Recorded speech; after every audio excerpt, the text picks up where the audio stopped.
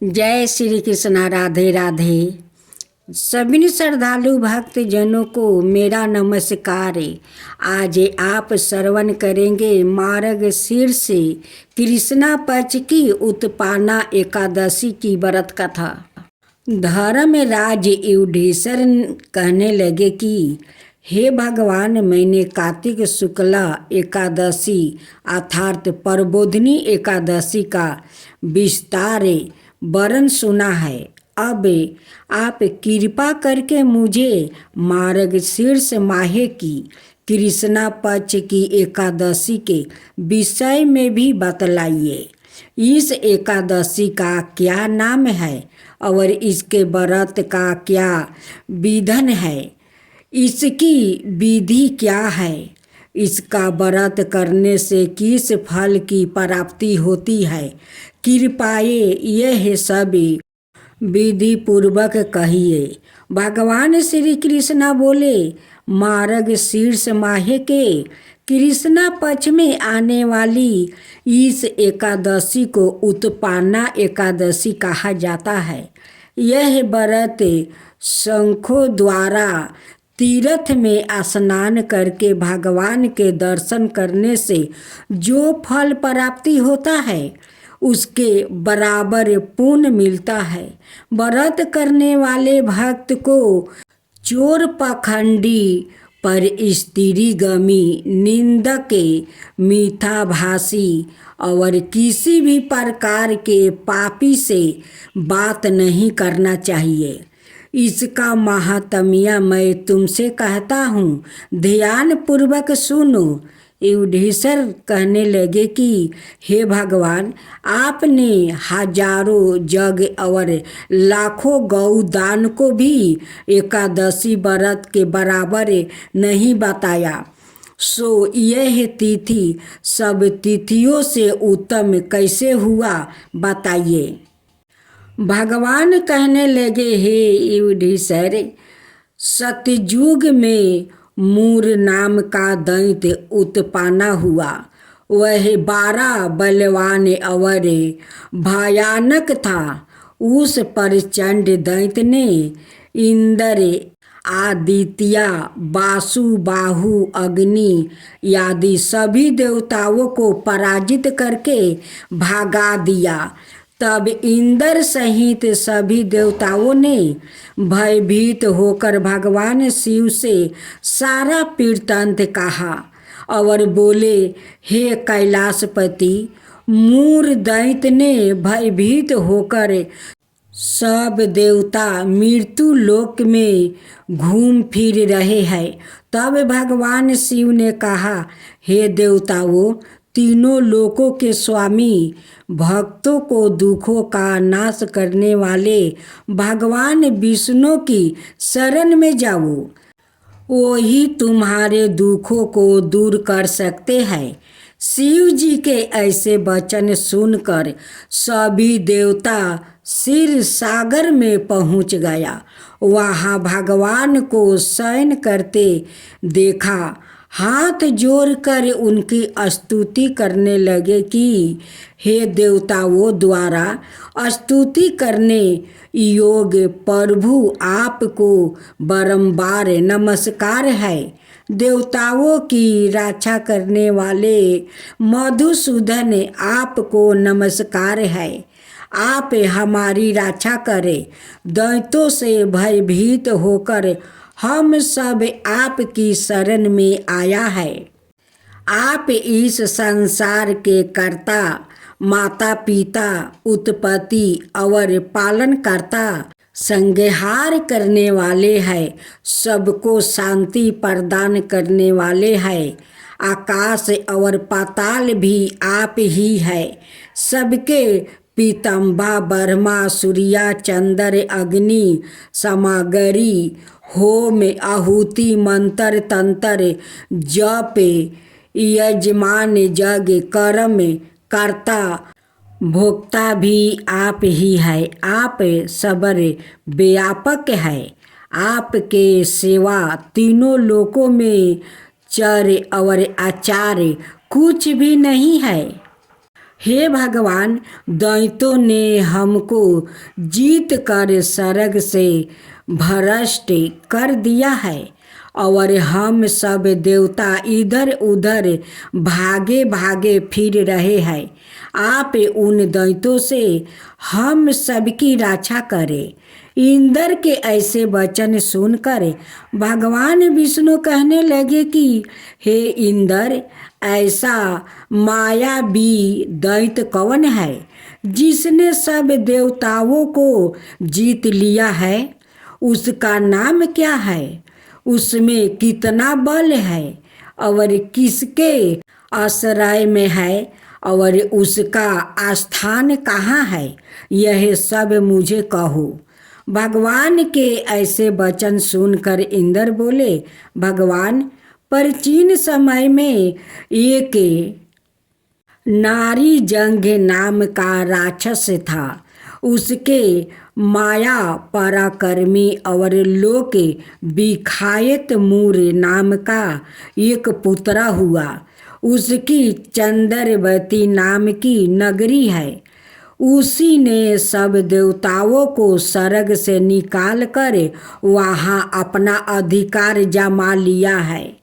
उसने इंद्र, अग्नि, वरुण, यम, बाहु, ईसा, चंद्रमा, नेतरीत आदि सबके स्थान पर अधिकार कर लिया है।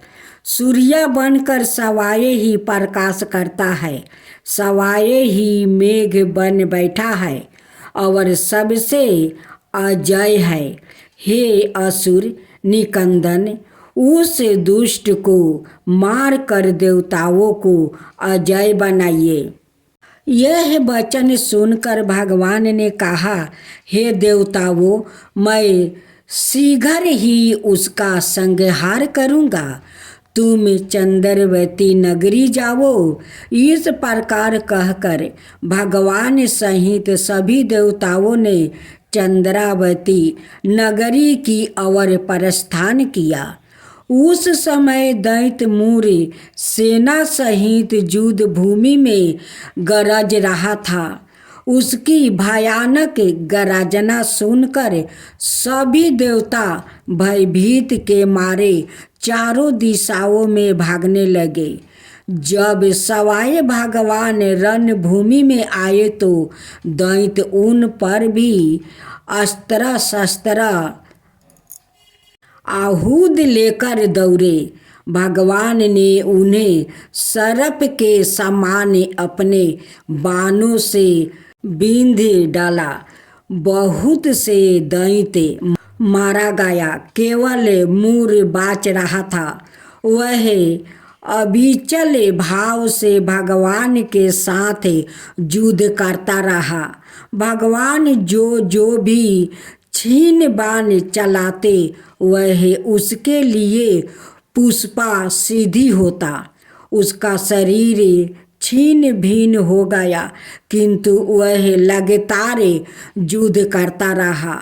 दोनों के बीच मल्लह युद्ध भी हुआ। 10,000 बरस तक उनका युद्ध चलता रहा, किंतु मूर नहीं हारा। थक कर भगवान बद्री का आश्रम चले गए। वहाँ हेमवती नाम का सुंदर गुफा थी। उसमें विश्राम करने के लिए भगवान उसके अंदर प्रवेश कर गया। यह गुफा 12 योजन लंबी थी और उसका एक ही द्वार था। विष्णु भगवान यहाँ योग निद्रा की गोद में सो गए। मूर भी पीछे पीछे आ गया और भगवान को सोए देखकर मारने को उद्यत हुआ। तभी भगवान के शरीर से उज्ज्वल कांतिमय रूप वाली देवी प्रकट हुई। देवी ने राजा मूर को ललकारा, युद्ध किया और उसे तत्काल मौत के घाट उतार दिया। श्री हरि जब योग निद्रा की गोद से उठे तो सब बातों को जानकर उस देवी से कहा कि आपका जन्म एकादशी के दिन हुआ है अतः आप उत्पन्ना एकादशी के नाम से पूजित होगी। आपके भक्त वही होगा जो मेरा भक्त है। जय जगदीश हरे, ओम जय जगदीश हरे, स्वामी जय जगदीश हरे। भक्तों जनों को संकट क्षण में दूरी करो, जो दावे फल पावे दुखी विनाशी मन का। ओम जय जगदीश हरे, सुखी संपत्ति घर आवे, कष्ट मिटे तनिका, कष्ट मिटे तनिका। मातु पिता तुम्ही मेरे, माता पिता तुम्ही मेरे, चरण कहूँ किसी की, तुम बिना और ना दूजा, आस करूँ किसी की, आस करूँ किसी की। तुम पुराण परिमतिमा, तुम अंतर्यामी, तुम पुराण परिमतिमा, तुम अंतर्यामी। परिबरिमा परमेश्वरे, तुम सबके स्वामी। परिबरिमा परमेश्वरे, तुम सबके स्वामी। तुम करुणा के सागरे, तुम पालन करता। ओम जय जगदीश हरे, मैं मूर्ख खल कमी, कृपा करो भक्तो। तुम हो एक गोचरी, सबके प्राणपति। किसी विधि मिलू दयामय, तुमको मैं कुमिति। दीन बंधु दुखी हरता, तुम ठाकुर मेरे। दीन बंधु दुखी हरता, तुम ठाकुर मेरे। करुणा हस्त बढ़ाओ, द्वारा पार तेरे। करुणा हस्त बढ़ाओ, द्वारे पार तेरे। विषय विकार मिटाओ, विषय विकार मिटाओ, पाप हरो देवा। श्रद्धा भक्ति बढ़ाओ, संतन की सेवा। श्रद्धा भक्ति बढ़ाओ, संतन की सेवा। ओम जय जगदीश हरे, ओम जय जगदीश हरे।